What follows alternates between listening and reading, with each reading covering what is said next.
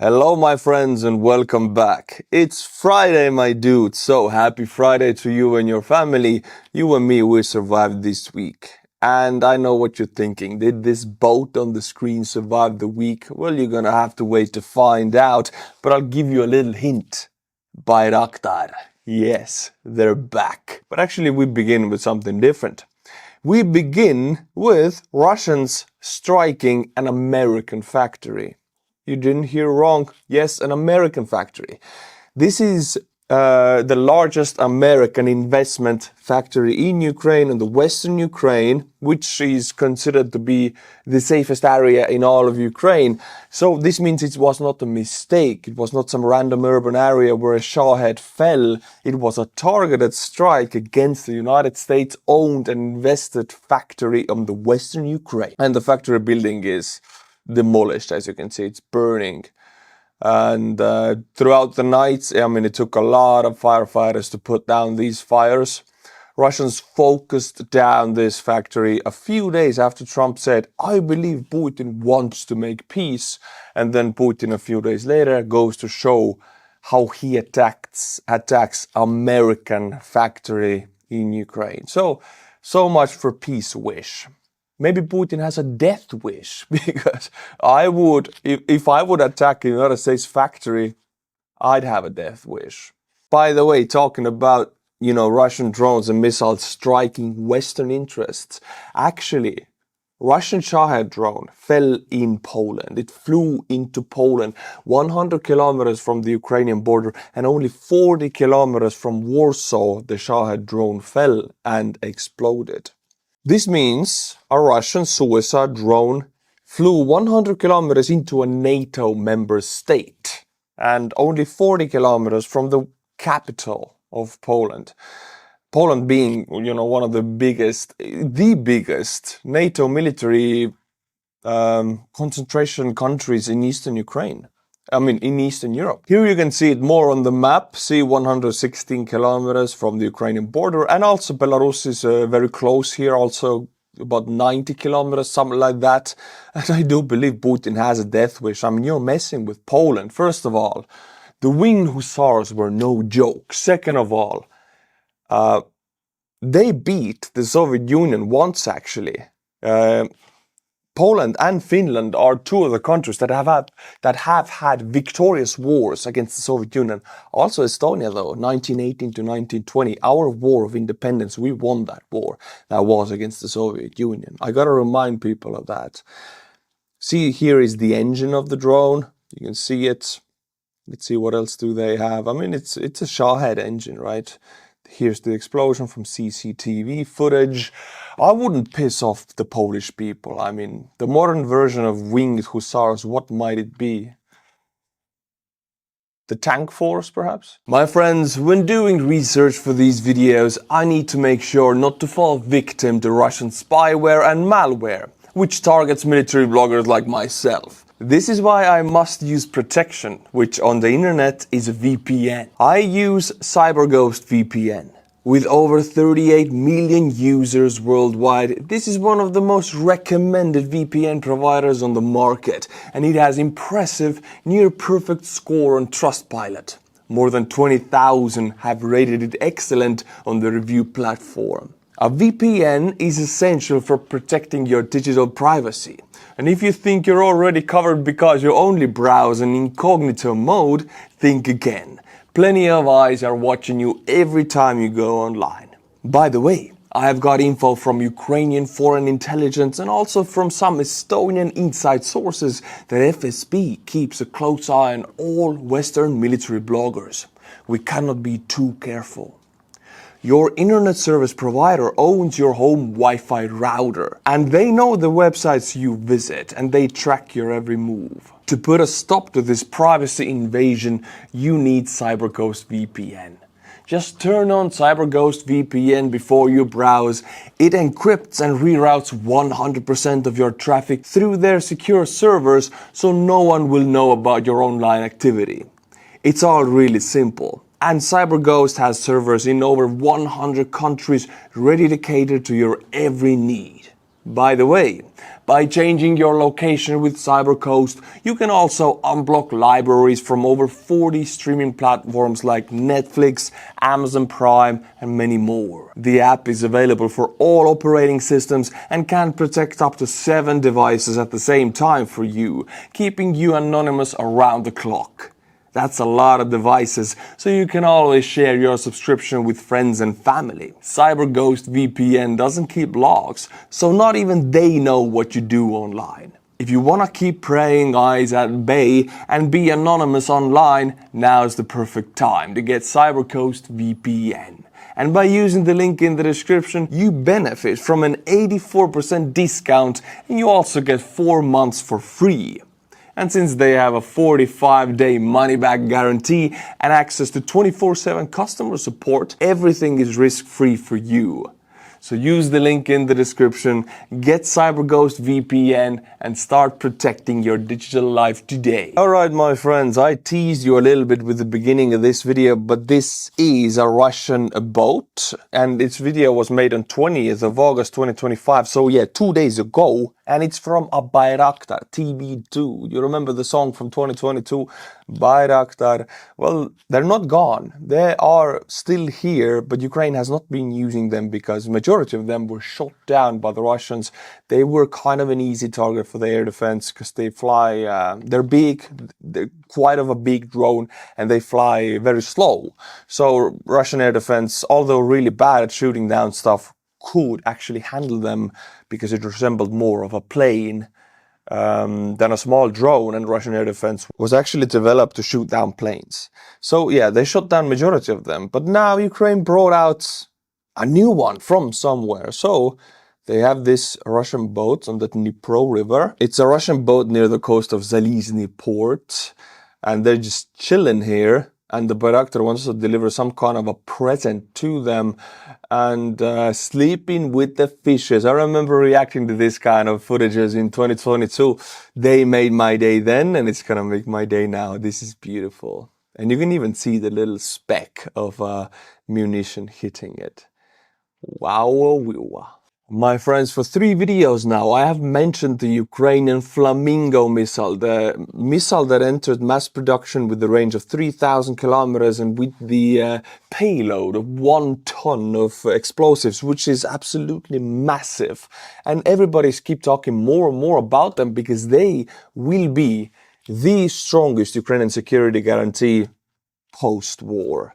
Because if Ukraine amasses thousands of these missiles, Russia would have to think twice if they attack again, because about 50, 60, even more % of entire Russian production capability is on the European side of the Ural Mountains, which is all on the range of this Flamingo missile, meaning Ukraine has the ability to bombard Russia back to the Stone Age if they can amass thousands of these missiles, you know, post-war. You are without a doubt the worst missile I've ever heard of.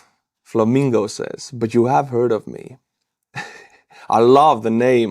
You know, you gotta give it to the Ukrainians. Sea baby, Flamingo, it's beautiful. Carry on with the names. The next missile will be called Barbie, I think. Ukrainians really wanna push this information that everybody believes, me, you, and the Russians, that they are producing this on mass scale, and they are massive. You can see them on screen.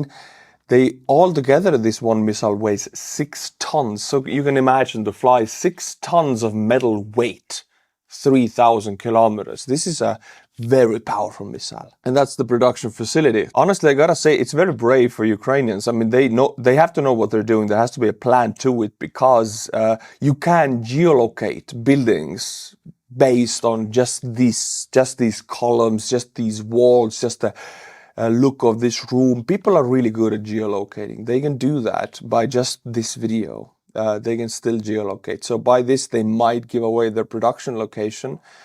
I've seen people geolocate harder places with less imagery. So they might have an idea why they're pushing this imagery out, kinda potentially revealing their production locations. But look at the size of these beasts.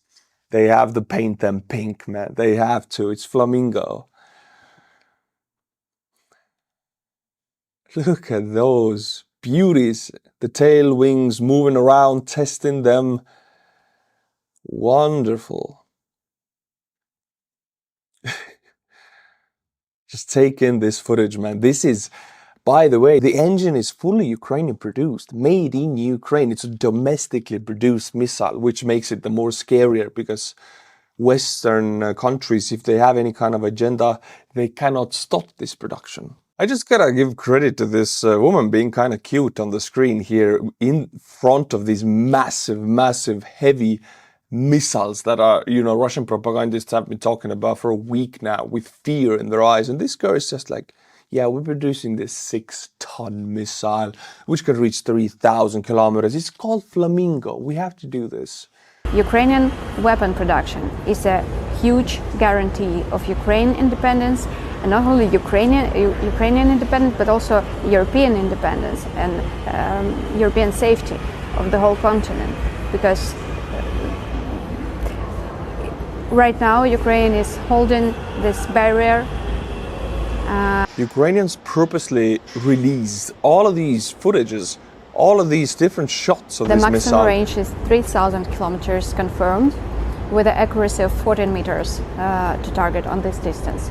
I mean, 3,000 clicks, accuracy of 14 meters to 3,000. It's very accurate, but the payload is so big, 1 ton of explosives, that even 14 meters is standing away, it misses by 14 meters. You're still gonna be dust. You're gonna be red mist, knocked out cold. Then we found a spot how to enlarge it a little bit. Okay, I'm gonna leave these jokes to you. I'm not gonna...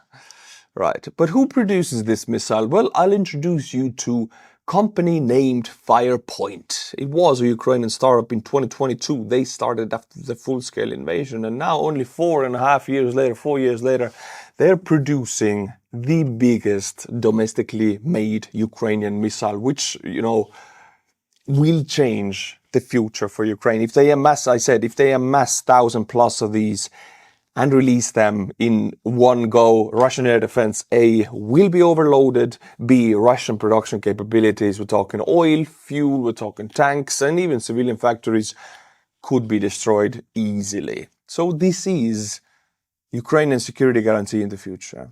When a Ukrainian-made drone struck a Russian ammo depot 1,000 kilometers away last year, it wasn't just a battlefield success. It was proof that Ukraine's domestic defense industry could do what the West wouldn't: enable deep strikes into Russia. Company Firepoint. They also produce FP1, which is a long-range drone. I mean, Flamingo missile, actually, the name is FP5, aka Flamingo. Well, I'll show you the FP1 also. So their main 2 production lines are the FP1, long-range drone, which amounts up to 60% of long-range hits inside Russia, which is the FP1 long-range drone, including the oil refineries. And now the Flamingo, FP5. So this Firepoint company is a massive success story and will be bigly responsible in the future for Ukrainian security guarantees produced inside Ukraine. But now, my friends, look at this. This is a 155mm artillery shell. They are extremely heavy. They weigh a lot. And here still we see a Baba Yaga carrying one. I mean, artillery shells, 155, Western artillery can shoot them extremely precise. They can shoot them to like 5-meter accuracy. So I don't really understand why a drone has to carry that. Perhaps on moving targets, they can do that with a drone more precisely. But still, this is the first time I see this kind of stuff, because there is a shortage on both sides of artillery shells. And the fact that they would put one of those onto this drone, put your thoughts in the comments. Why is this better than shooting it from a very precise Western artillery piece? Now we go to first scenario, where a certain Ukrainian electronic warfare team manages to regularly land Russian drones without damaging them. And what they do is they're sending them back to Russia. Check it out. I learned how to land guests' drones neatly. It's even intact.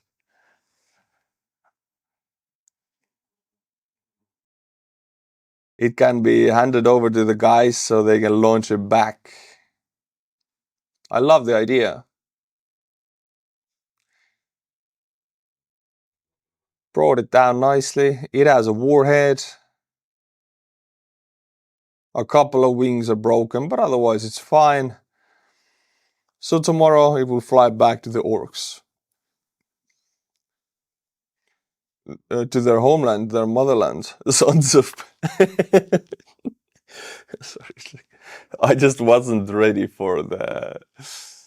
Beramoja, Zaberamoja, victory will be ours anyway. He's just like, victory will be ours anyway. Love the ending of this. Alright, my friends, time to butcher some members of Buy Me a Coffee. And all of these guys wrote me a message on Buy Me a Coffee. I'm actually going to read it to you. First one comes from Boris Ekner, who has, you have been a member, I think, for years. First Patreon, now Buy Me a Coffee. I mean, you're a veteran membership. So I will read your entire message because it paints us interesting facts about Donald Trump. About actually, he's a businessman, right?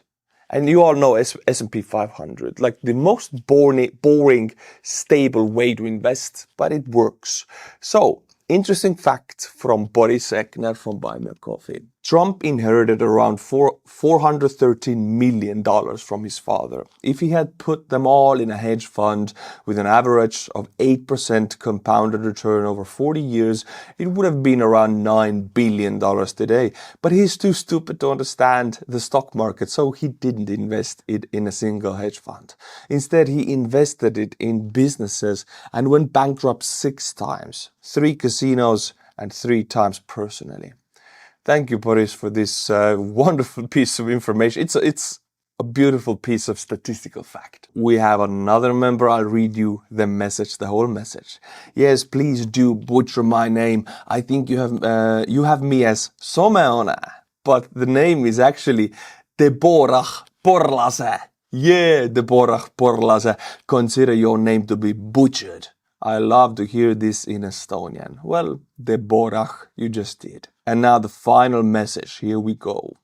Hello, Artur. The patches arrived yesterday and they are awesome. Thank you so much. Unless we missed the video, and I don't think we have yet to hear our names be butchered. Well, fear not, my friends, you're next. If possible, we would love to hear your Estonian pronunciation of our names in an upcoming video. Please butcher us to oblivion. Sincerely, Sandi Stevens and Matkev Vhiteside. Oh my god. Sandi Stevens, Matkev Vhiteside. This has got to be the most tongue-twisting butchering I've done. Thank you for becoming a member. If you want to be in this list, become a monthly member. Links in the description. First of all, I'll send you a patch. Second of all, you'll get your name butchered in a way you never heard before. Now, my friends, the fuel crisis in Russia. I kid you not. Russia is... forgive me, I forgot who said it, but Russia is a gas station. It's not a country. It's a mafia state. It's a gas station run by a mafia. That's it. That's it. Nothing else to be said about it. And they have a fuel crisis. How can a gas station have a fuel crisis? Well, I'll introduce you to Ukrainian sanctions.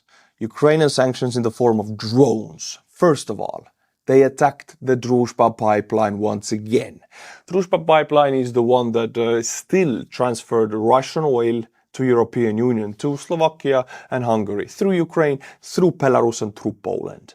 Belarus, Poland, that was closed long time ago, but Ukrainian branch was still open. So now Ukraine is destroying Druzhba pipeline pumping stations one by one, making sure oil will never flow into European Union again. The Druzhba pipeline has been struck once again. It is the Unecha pump station, Bryansk region, Russia. Ukrainian forces are making sure that this pipeline will not be operational for a long, long time, possibly forever. Thank you, Ukrainian forces, for doing what we Estonians have been screaming for a long time, that Europe needs to move away from Russian oil and gas. They were addicted. Ukraine is like putting Europe to rehab because they were addicted to Russian fossil fuels. Now Ukraine is fixing that stuff. Thank you. Only way to fix it is with fire and flames. Look at that. It works. All right, let's get to the fuel shortage in Russia. And it shouldn't be in the same sentence. Russia and fuel shortage. I mean, this country is oil and gas, and they still now are changing fuel prices hourly almost. Look at that. Because they rise so fast. From the beginning of this year, 2025, Russian gasoline prices have risen 1/3, close to 30%, in a country that produces hell lots of amounts of fuel, gasoline, diesel, and natural gas. And they still have this issue. And not only are the prices so high, in some areas, they don't have fuel at all. There are lines, and the Sakryta Tapliva. Sorry, I don't know what Tapliva is, but I'm assuming it's we're out of we're out of gas. How is it possible that there are fuel lines in such a country that exports the biggest amounts of gasoline products, oil products? Look at these lines. This is a line to a gas station. They all want gasoline. It's gone. No more. Ukraine has destroyed a big portion, about 15% of all Russian oil refining capabilities, and now there are fuel shortages. I mean, this is reminiscent of the Soviet times. This is what happened in the Brezhnev times. They wanted Soviet Union back. Well, they got it back. They got to stand in lines for gas. Just look at that. It's a beautiful line. These guys always wanted to get the Soviet times back. They can now stand in this line and think, yes, we finally got what we wanted. Feels like my grandfather standing in line for bread in the Soviet Union. I can do the same thing now. I'm so glad. I'm so glad. Soviet Union restored, my friends. But it gets worse. This is a separate issue, because what happens? Okay, these are civilian cars, but now what happens if you have a big fleet of trucks? Truck diesel is not different kind of diesel, but they have different gas stations or different pumps, because that's how it is. And these guys are standing in line to get diesel for trucks. And first of all, the gas station run out of diesel. Second of all, these trucks have been standing in this line for so long that they run out of diesel. So all of these trucks standing in line to get diesel are out of diesel. How are you going to get them to the gas station? You got to tow them one by one. I mean, this is a catastrophe. It's not like when the diesel comes to the gas station that they can start driving again, because they are empty. The fumes are gone also. Why is nobody doing anything about it? It's a very Russian feeling. Why is nobody doing anything about it? Because they don't have such a thing like a civil society where people assume responsibility for the livelihood of this entire country and area. It's always like, why is nobody doing something? While in European Union, in not in all areas, but in some areas, there is civil society where people vote, people feel responsible for the outcome of the country, for the outcome of the political decisions, because they voted for it. In Russia, no. Why is nobody doing anything about it? That's a very Russian feeling, my friends. But why? I said it, but still, the why is there a shortage of fuel? Well, because 2 days ago, Ukraine attacked yet another Russian oil refinery in Novashaktinsk refinery in the Rostov region. It was struck for the gazillionth time, and this time Russians claim it was the Flamingo missile. Well, they're really afraid of it. They talk about it so much. In telegrams, the Russian propagandists talk about it. They're really afraid of it. I think this is why Ukrainians released those videos I mentioned. The risk is that Russians will geolocate the areas. But the positive side is it will sow fear in the propagandists, in the soldiers, everywhere. The plant refined oil into 700,000 tons of gasoline and 2 million tons of diesel annually.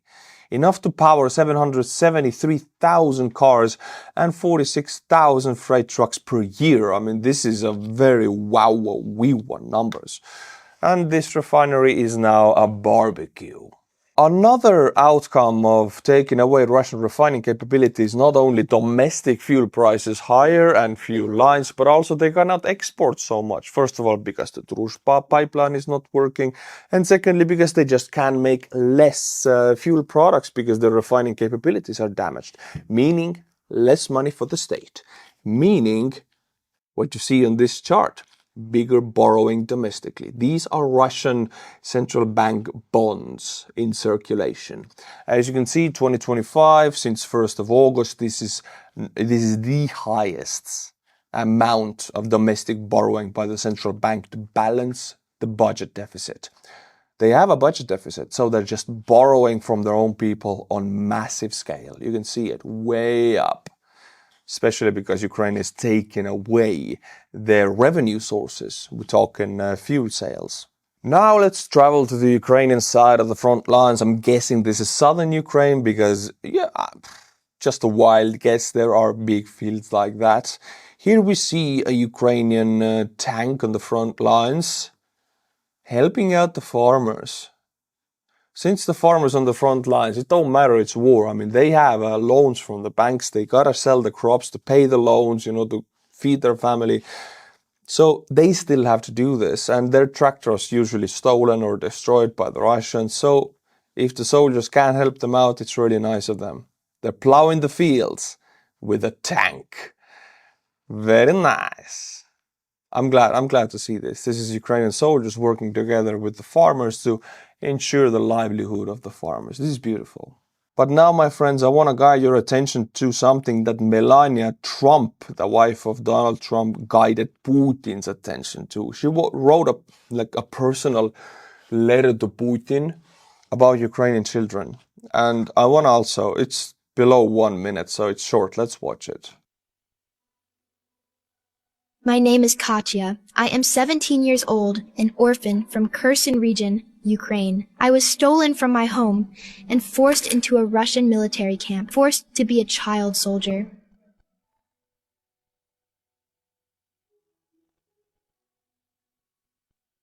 They made me disassemble assault rifles, set up tripwires, and throw grenades instead of letting me dream about my future. I was rescued, but thousands of Ukrainian children still remain hostage. Let our children go.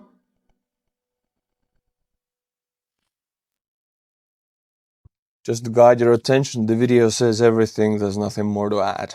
And my friends, I will end this video on yet another Donald Trump's tweet on Ukraine. I mean, this guy changes his mind faster than I change my socks or faster than I charge my phone.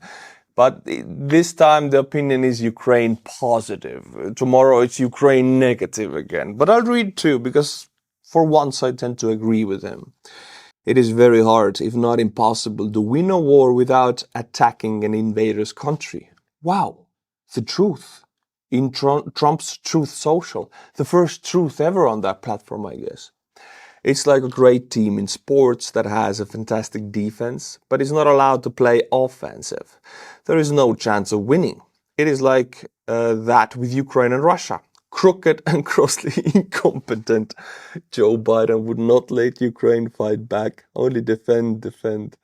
How did that work out? Regardless, this is a war that would never have happened. Okay, for a moment I agreed with him, but now he's going off tracks again. Point is, Ukraine is not given enough weapons and offensive capabilities. They have limitations. I mean, Trump and Biden both have limited Ukraine from striking certain targets. Ukraine now said, screw it all. They're striking oil refineries again from August. This month only they started it again. And immediately we see the effect in Russia. But for the longest time, for 6 months, Ukraine did not strike the oil refineries. Because Biden, first of all, said no to Ukraine, and Trump also. But now, I mean, it's true. The Western countries have limited Ukrainian ability to respond. I think all limitations should be lifted, weapons to be given to Ukraine, and Russia to be bombarded back to the Stone Age. That's what I think. All right, my friends. Thank you for watching. That's it for this week. We survived. I'm glad. And next week, yet another week begins, but we will survive, and Russian oil and Russian gasoline prices will rise even higher. Until my next video, my friends, Slava Ukraini, and bye-bye. Don't forget to click on the description link to get the special discount CyberGhost VPN is granting to my channel viewers. This application will protect your data while you browse and give you full access to all blocked content on the internet for only $2.03 a month. Totally risk-free, so check it out. Link in the description below.